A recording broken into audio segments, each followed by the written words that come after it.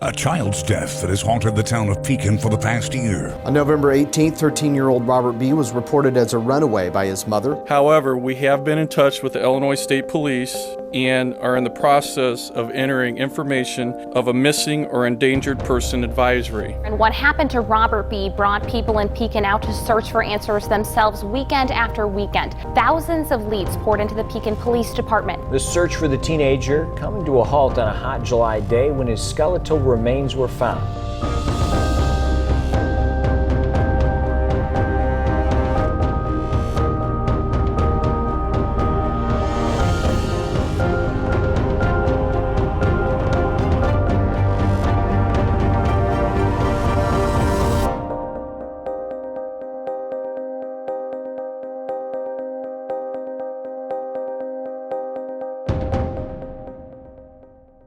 One of the first things when I started researching the Bonzai case and looking into Pekin itself, I was really kind of surprised at how many unsolved murders had been in the town of Pekin, and even how many unsolved murders there were in and around the area. And I think it surprised me because Pekin is not a huge city. It is kind of a small town with about 30,000+ people. So it really kind of surprised me how many unsolved murders that there were.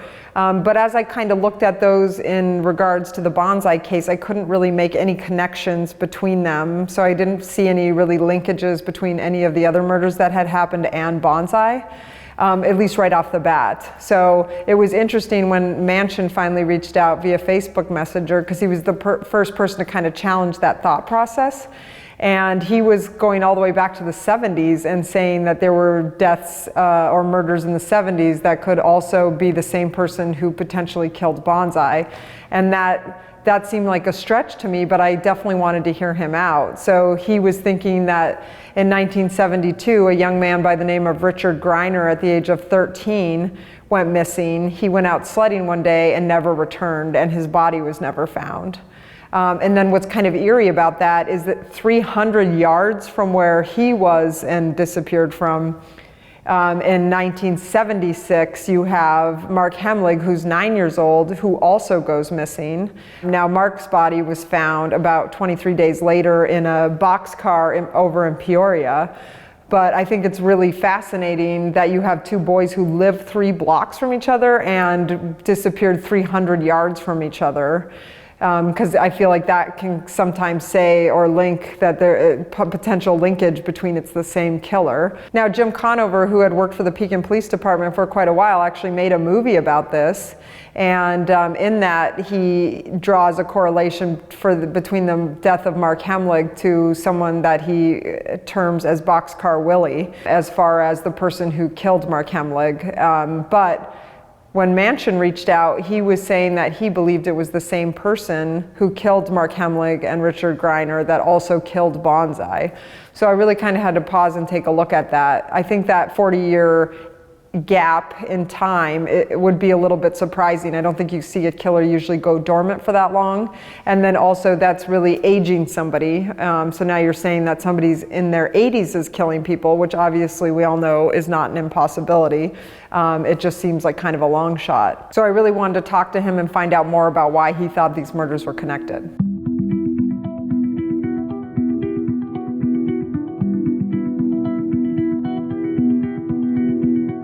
I guess how did you become, we're just going to call him the preacher right now, just to kind of keep it. Yeah, just so that we're not, I need to protect. Well, the preacher has been an ongoing thing since, say, I was 5, I believe. Okay. And that's when Mark came up missing. And Jim Corbett actually knocked on our door. He's the one that knocked on our door and was looking for Mark. And oh wow! So the cops came to your house because you were friends with him. Yes, my brother David was best friends with Mark. And how old was Mark at the time? Wasn't he 12? He was. I think he was like 7 or 9. Oh, okay. So he was littler than I was thinking. Okay. Yeah, I didn't put 2 to 2 together until I was older. Okay. Because we started going back to church, which used to be the summer camp bus or whatever. And we were going back to church, and he had a food pantry there, and he did fish fries, and he took all these other kids fishing, and took me fishing a lot. For some reason, I was like his favorite for a while. And he would tell me stories about other kids that got lost and, or came up missing. And I didn't put it together until he tried to molest me when I was 15. Wow. My dad came to me one day and asked me if I wanted to go fishing with the Reverend because the Reverend didn't have anybody else to go fishing with. Mm-hmm. I said, yeah, sure. We would fish like 100 times or whatever. Yeah, okay. And I like to go fishing, so I went with him. He picked me up. He didn't act strange or nothing at first. It was a normal thing. Yeah. Until we got there. Okay. To the spot where he was going to. Okay. And it was just the two of you? It was just two of us. Okay. Yeah. And then he started talking about boys, about, do I get a hard on? Oh, yeah. Do I like boys or girls? Yeah. And all that other stuff. And he was putting his hand on my leg and rubbing up and down my leg. Yeah. And he had this ring on, like this, a big ring, and I don't know, I was scared to death. Oh my, I can't imagine as a 15-year-old. And he stopped at a hot dog stand, a white hot dog stand, and bought me an ice cream. Okay. And he gave me $2. And he got back in the car, he opened the glove compartment up. He says, do you know what that is? I said, a gun? He goes, yeah. God. And he goes, do you know what happens if you say anything? And I said, yeah. And he goes, good boy. And he drove me home, but it took us forever to get out there. But on the way back, it was a fast route. Wow. And then when he got there to my house, he told my parents that we caught all these fish. We didn't catch any fish. He had 2 buckets of fish on the back floorboard already made up. Wow. So what, did you ever tell your parents what happened, or? Oh yeah, my dad went over and like beat him up and everything, and I had to go to the police station, and they asked me if he touched me, and I said no, he didn't, but he threatened me, whatever. Yeah, he was going to. And so like later that week, he came back and he tried to shoot me through the window. Yeah. I was sleeping upstairs on a couch. Yeah. And it was late at night, and he shot through the window. I heard something. I didn't see anything, but it went through 2 panes of glass, and it went up, and it hit a picture frame of a Last Supper that my mom had in the living room. That's really weird. And it hit the picture frame, and the bullet bounced off, and they found the bullet and everything. And my dad said after that was enough, that he wanted to leave. So we right after that we went to Florida, like right after that. Wow. Within a month, yeah. And what after how did you know it was him who shot the house? His gun. It was okay, a so 38. you kind of made the connection that it was that because of and it was so obvious too because he was serious. Yeah, absolutely. Stuff, yeah, I mean, if someone threatens you and then your house is shot, it's kind of like you're able to make that connection a little bit. So, but you didn't like see him, or you never confronted him about the shooting itself. No. Okay. No. So my parents called the cops. They made a report. The police came down. Did you ever, and I know this is a really, really tough subject or question I'm about to ask, so if you don't feel comfortable answering it either, that's, don't be afraid to say I don't want to answer that, but did you ever see any signs that he was being physically or sexually abused prior to him going missing by? I didn't notice anything. Okay. When you went to the cops, originally when Bonzai went missing, because you went to the cops with this story, didn't you? Yeah, I did. How did they react? It's weird because I even called them. They blew it off like, nah, this old man didn't do it. They didn't really say much about it. Or nothing. And they just kind of heard you out, and then you never heard anything. I never heard nothing. So what made you think that Bonzai was potentially buried behind? It was a couple weeks after he came up missing. Okay. And I went back there, and there was a lump in the ground right in the back there. And I actually got out of my car and looked at it. And then while I got out of my car, he came out and started talking to me. And he was like, "Can I help you?" And I was like, "Yeah." I was like, "Do you have a youth camp here still? Yeah. You know, do you have a youth church service, or you know, or you have a youth pastor?" Or Yeah. Well, no, I don't really do much of that anymore. And how long would you say that mound was after? It was like it was a couple weeks. Okay, so it was a couple weeks. So yeah. you just had your spidey senses up. You were all of a sudden thinking, Yeah. well, maybe because this happened to me, maybe this happened to him. So you were just kind of doing your own little private investigation or whatever.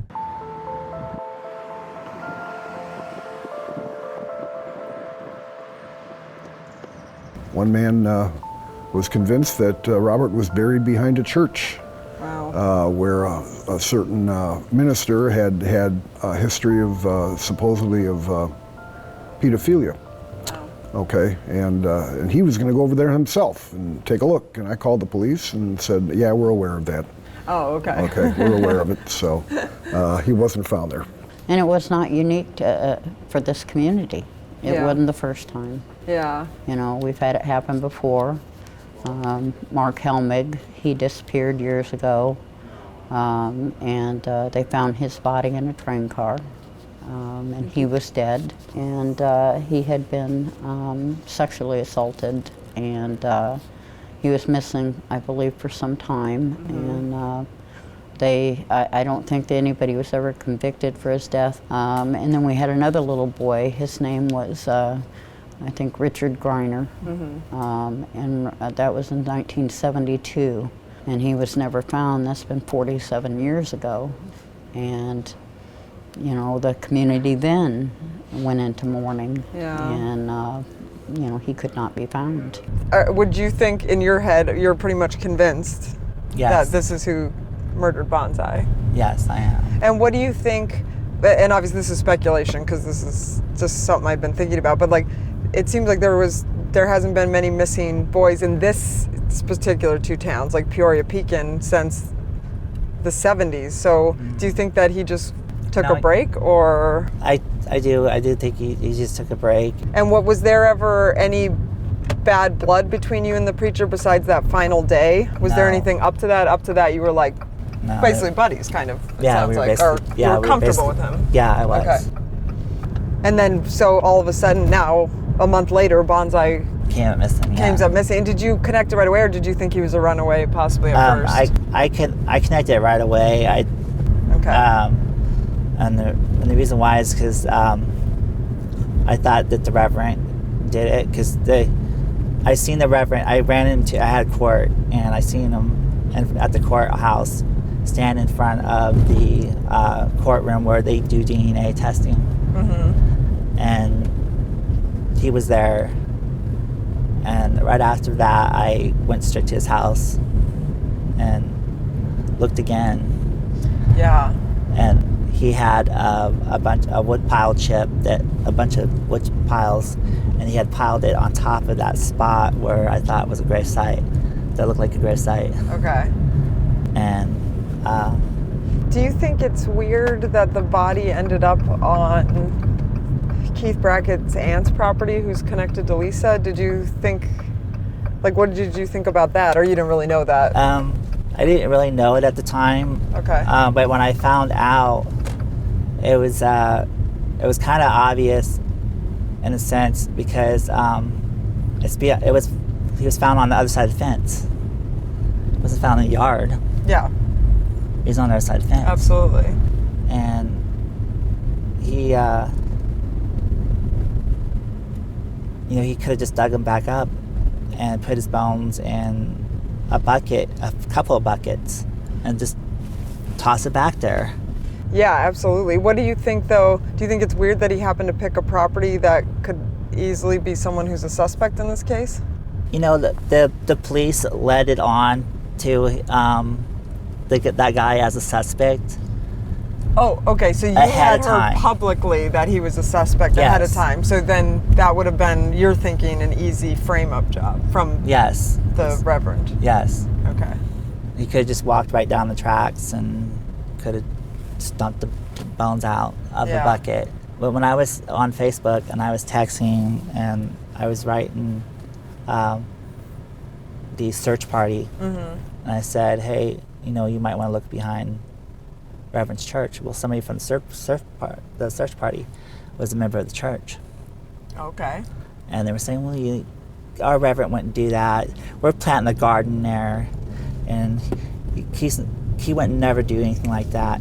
And they texted the Reverend, and he replied back, and he said that he was just gonna go to bed and laugh this off and go to bed. So who did he say that to? That search party. That was one of the search party How members. did you see that message? She sent it back to me as a screenshot. Okay, so and do you have that? I don't have it. And do you think, so she's kind of defending him? She was. They all were. There was like about 6 people that were defending him. He has a way with people. He does. He's a charming person. You wouldn't think that he would, you know, by talking to him, he's like a normal person. I think he did this as one more chance. So one of the interesting things that happened while I was talking to Manchin was he sent me a photo of a sock that he said he also found behind this person's property. It stood out to me because the sock had a little emblem on it, but because it was kind of what I interpreted as a very interesting looking sock at first, I definitely wanted to know more about it. So after he sent it to me while I was still on the phone with him, I immediately forwarded that to Lisa to find out if that sock looked like a sock Bonzai might have owned. And I said, have you ever known Bonzai to have a sock like this? She responded immediately with, where did you find that sock? It looks like my son's sock.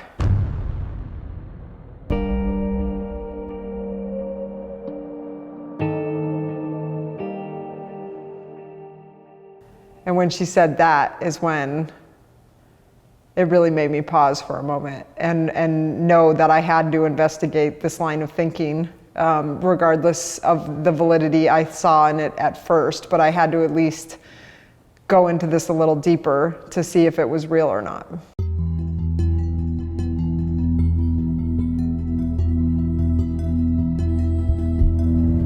What if this other theory holds water? Because even if this guy had nothing to do with Bonzai, like now I feel like I have to at least walk down the road. A little bit, yeah. I think when you look at where the facility that this person ran is in comparison to like where all the, this is always what I find shocking. I'm sure you experience this, where someone tells you something and you picture it in your head, right? Like even when they said it was rural Tazewell County and then his body's found on the edge of town, same thing here. I'm picturing like a ski hill over here, or I'm picturing a sledding hill over here, the 4-H here, Mark living on the other side of town, and this facility being on the, and it's not, it's all within They're all right 3 next to blocks each other, kind yeah. of each other, like, or not, maybe not quite, but we're talking like you could easily walk, like no problem, anyone could walk it. Like, yeah. And that is all of a sudden, that's so startling to me, because all of a sudden you're like, oh, that's not even that crazy. I mean, especially when you think about, he pointed at the church before and where he lived, the pastor. He pointed out where the pastor's church was and where he lived. He's not very far from Bonzai. It's a little overwhelming for me right now. Just like this whole like being this far into it, and now we hear another story. At the very least, I genuinely believe that this guy was almost molested by this guy. Oh, I believe his interaction with the pastor was 100% genuine. He seems very genuine about it. It seems like it has affected him. If what he said was true, even to a level of like all the details don't match up, but the story is the same. Yeah. This is a really scary situation. Absolutely. That this guy has been operating in this area for the last 50 years. Yeah, so that's the thing. It's like I feel like we have to walk a very fine line here, where we're asking people for information but not destroying somebody's reputation when we don't have all of our facts yet. Yeah. So how do we get the information we need without shining light on this? You know, one of the things I love about doing this is all the information and tips that we're given, and a lot of them don't lead to leads that I believe fit with the evidence. But it's still amazing to hear a story of a man who was traumatized as a child and had come out of it and is still making connections into his adult life. And so I really appreciate the fact that we're given that information, so at least we can look into it and potentially eliminate things, or at least bring the information forward so that people can make up their own minds on if they think it has some validity to this case. Another interesting thing we dealt with this case is psychics. We've had quite a few psychics or people who have spoken to psychics who have come out of the woodworks. And that's always really an interesting road to walk, because I'm not saying I don't believe in psychics. I definitely don't know everything what's out there and what people are capable of. But sometimes it's really hard to put validity in that when there's not evidence to substantiate it. But I think we do have to acknowledge some of the crazy coincidences that did happen with psychics prior to Robert's body being found. Of course, not only do you have that kind of intriguing psychic side of things, but also, does the person know what happened to Bonzai? Were they somehow involved? Or do they have information from someone and they're playing it off as they're a psychic giving this information? So some of these really piqued my interest for many reasons. So when I originally got this message from Brooke, I was extremely intrigued, to say the least. She said, "Hey Ash, my name is Brooke. I held a lot of the vigils and had a big part in the searches for Robert B. I also called the police out there to the very spot where he was found, and they turned their back on me. And that was on December of 2017. So we're talking a month after he went missing. Please get with me. I would love to talk with you." That's very interesting to me that you already knew the location of the body prior to the police actually finding the body there. So I think it was a road I definitely had to go down to try to figure out how this information was obtained and who had given it. I got involved due to messages being sent to my phone about where his remains would be found. So did you get those messages before you ever even searched? Yes. Wow. Yeah. So the only thing I knew is that he was a runaway. So what do you think prompted Nicole to message you about it? Being in the groups and okay, being so you're on the open-minded. Facebook Yeah. groups. Okay. I was on the Facebook groups, but I was open-minded about the whole thing. Mm-hmm. You know, I had hope that he did actually run away and that he'd be fine. Yeah, of course. But he wasn't. So. Yeah. So through those groups and you being active on it, someone who you had not met before, named Nicole, reached out to you. Right. And how did that even come about? Like, what did they say?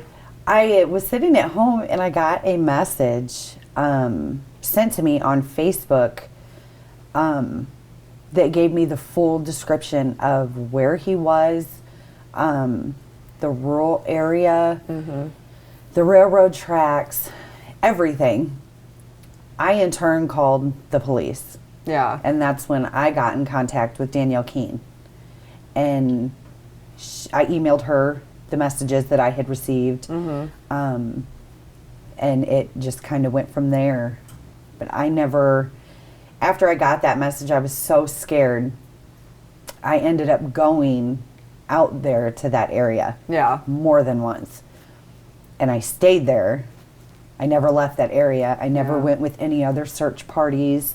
I never went on any other searches. I went to vigils. I went to everything that had to do with him. But I never left that area. So you legitimize these messages to really be where you should be focused on your searches. And what were you concerned at all that somebody had information about where he was, or how did you find out it was from a psychic?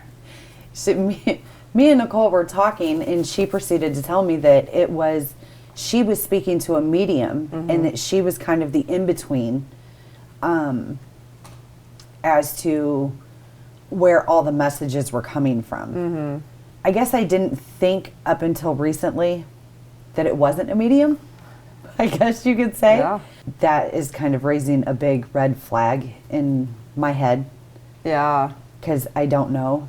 But I know that to a T, that's exactly where he was found. I got those messages, I believe it was November. I want to say it was like the 23rd or the 24th. Yeah. Of November is when I started getting those messages. What do you think now? Do you think that you were talking to someone that was a psychic, or do you think you were talking to somebody? I don't know yet. Yeah. I'm still kind of in the air with that. I feel as if whoever I was talking through Nicole with knew everything. Yeah. Everything. Absolutely. From Sounds like it. how he got there to, I mean, just everything. The conversations were just so crazy. The properties that I was took to, everything that I was told was on this property was on the property. It was real eerie feeling. Do you think, did you ever research Nicole at all? No. Do you think that she is either the informant or the psychic and she's pretending it's somebody else, or do you think she genuinely is getting this from somebody else? I'm kind of up in the air on that. I'm not sure. Yeah. Like I said, I don't know Nicole. Yeah. I've never met her in person. I still speak with her from time to time. I spoke with her after Robert was found. Yeah. But she always put it as, well, this is what he said.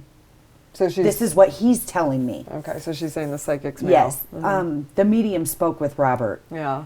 Spoke with Robert's spirit. So obviously we all know the body was on the other side of that chain link fence now, but you guys, do you know of anyone who would have searched actually on that property, or did you ever see anyone searching on that property any closer than you guys got? Okay. No, because I did not have permission to go on that property. Keith, I spoke with Keith that day and asked him if we could search that property, and he told me no. He said no, there was no reason for us to search that property. Okay. And I told Danielle Keene all this. Yeah. I told her all this. I spoke with Rainey more than once. I never, when them messages came to my phone, I was sitting at home by myself. Yeah. And my ex-wife was at work, and I called her, and I sent her these. And I was shaking. I was so scared. I didn't know what to do. So I called the detectives. Well, they treated me like I was just a piece of shit. I told them where he was. They wouldn't listen. Yeah. They just blew it off. I was crazy because I was listening to a medium. But regardless if it was a medium or not, they should have followed through with it. Because it's curious. Right. Either way. They should have searched that with a fine-tooth comb like I tried to do. The search that they had at TAPS, they should have did a search like that over there. And what TAPS was an animal shelter? It's an animal shelter, yeah. They searched all behind that. What made you, when you first started getting these messages, especially from someone you didn't know, what made you gravitate towards it? I mean, what made you accept it? Everything was there. Yeah. I guess I was still leery until I actually went out there with two of my girlfriends. And I was on the phone. I actually had charger packs with me. I was on the phone texting Nicole the whole time. Yeah. And she was, in turn, whether it be herself or be her talking to a medium, was telling me everything on this property. From everything, from the truck being on the property to the broken windshield, the fruit on the ground, the McDonald's in the burn barrel, like everything was there. So it was hard to walk away when you're being led to something like that. I've never been interested in anything in my life like I was with this. Yeah, that's very and I was powerful. scared the whole time. Was it the psychic that got you to walk over by the blue house that was around the corner? Yeah, he led me there. So what did what was it like, the blue house? Was it give the address? It was, you need to walk the other way. You're going too far. Because you're texting yes, Nicole. You're going too far. You need to turn around. You need to walk the other way. It even got to the point to where I got a message that said, whose shoes untied? I mean, they knew that one of the girls that was with me had a white, it was either a white or a cream colored ear, like a headband, like a warmer, an ear warmer. He knew what color she had on.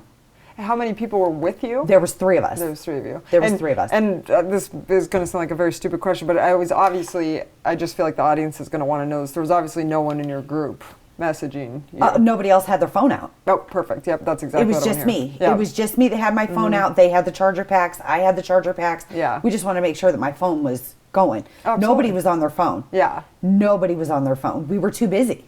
And it was cold. You know? It sounded like from where you guys even started to where you were far enough where it couldn't have been someone watching you from a house either. Oh, no. Yeah. Oh, there was no way. Mm-hmm. I was also told that the house was abandoned. Okay. But it was not unoccupied. Okay. And I was told to back away, call the cops if you feel, but it was more or less of a back away and watch and see what comes of it. Yeah. We ended up moving to the front of the house on the road because I was scared. Of course, that would be terrifying. And we were on that property for a good 2.5, 3 hours. Yeah. Walking it. And it's not that big of a property, but we searched it. When we went back onto the property without the cops being there, after I called the cops, they still had not showed up. There was an ID and a debit card laying there. Okay. To where you could tell somebody had left the property. As soon as I reached down and picked it up, one of the girls that was searching with me grabbed my arm and said, Brooke, look, somebody's looking in the window. And when I turned around, I had the ID and debit card in my hand, and it was Detective Keene. She had showed up out there finally. Oh, okay. I gave it to her. I was told that I needed to get off the property. Basically that I was crazy. I was listening to a medium. That was as far as it went. Do you remember how old the person looked in the picture? He was in his teens. He had to have been in between 16 and 19. Okay. He didn't look very old. And it wasn't someone you recognized or anyone since then that you've been like, oh, that could have been so-and-so. I've researched it. Oh, I've Facebook, you can find everybody on Facebook. Yeah. And in the picture that was in there, I have not came across him on Facebook. So you think you'd remember him if you saw him? I see his face every day. Yeah. Okay. I can see him. Do you think that had anything to do with it, or you think it was totally random?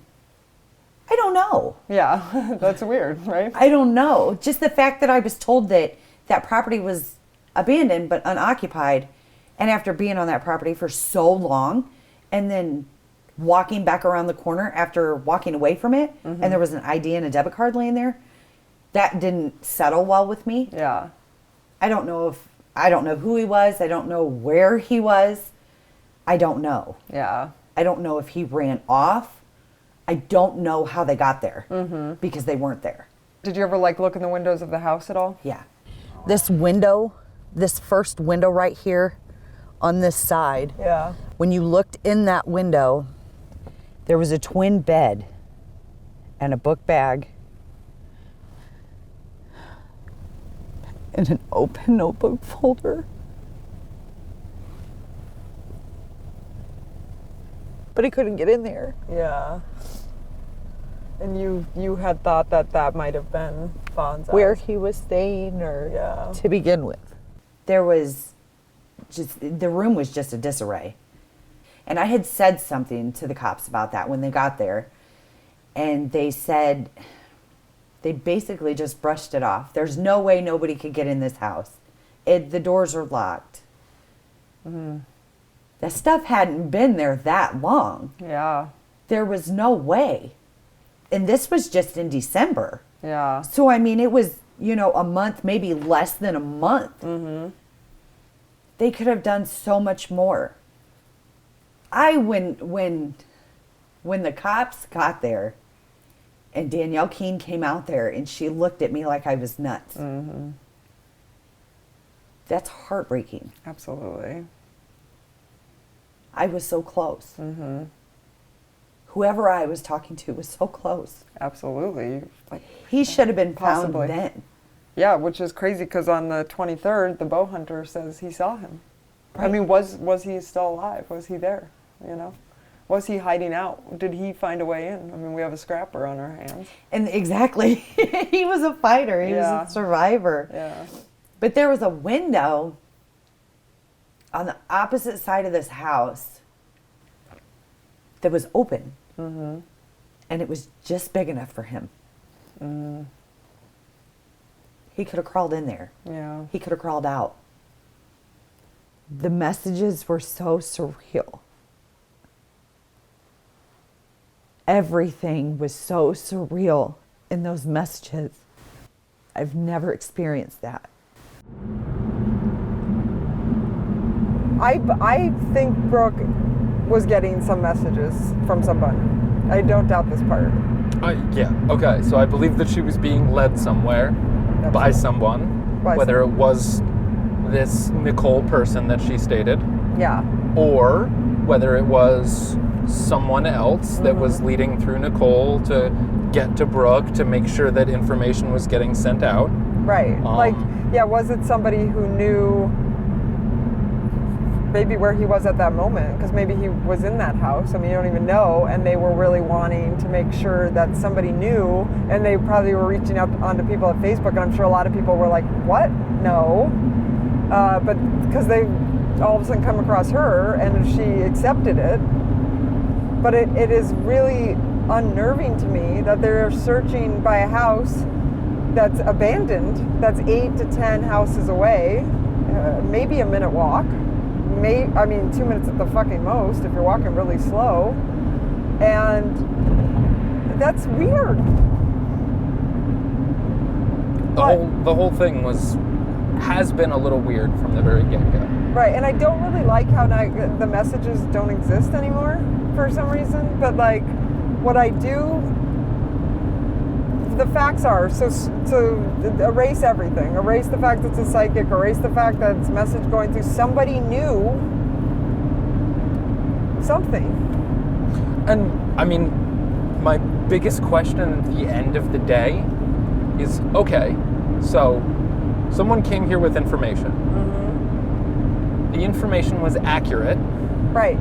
The police never looked into it because they heard a median was tied to it. Which makes sense maybe on some level. It doesn't make sense to me at all, because if you don't believe in medians, then you believe that one of those people knew information and you never looked further. It should have been almost more of like, okay, we know who did it because or someone who knows who did it because we have somebody with this information. That's one of those things, like, none of these people are reporters. None of these people get any ethical coverage to hide their sources or anything like that. Yeah. How is there not a police officer looking for this Nicole person to figure out who the hell you were talking to?